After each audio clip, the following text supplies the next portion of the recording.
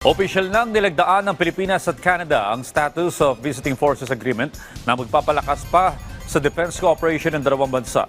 Si Patrick De Jesus sa detalye. Pinaigting pa ang defense cooperation sa pagitan ng Pilipinas at Canada. Sa unang beses na pagbisita sa Pilipinas ni Canadian National Defense Minister David McGuinty. Opisyal na nilang nilagdaan ni Defense Secretary Gilberto Teodoro Jr. ang Status of Visiting Forces Agreement ng dalawang bansa. Ito rin ang unang kasunduan na pinasok ng Canada sa isang bansang nasa Indo-Pacific region. Right now, our defense relationships and person-to-person relationships and our exchanges of information are robust. However, this SOFA will make that robustness enduring. Incredible dedication in making sure this came to be. Here we are.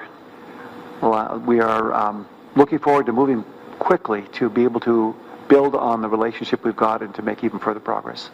Target ngayon na maratipikahan sa lalong madaling panahon ang SOFA ng Pilipinas at Canada. Oras na maging epektibo, mas magiging madali ang deployment ng puwersa sa teritoryo ng dalawang bansa para sa mga pagsasanay at iba pang aktibidad. It is ratified by the President actually, and then that ratification is concurred in by the Senate. So we get the Senate's concurrence, and we will work on this very quickly. Ang Canada ang ikalimang bansa na may kaparehong defense agreement sa Pilipinas.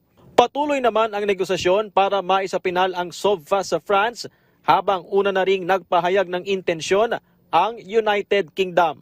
Patrick De Jesus para sa Pambansang TV sa Bagong Pilipinas.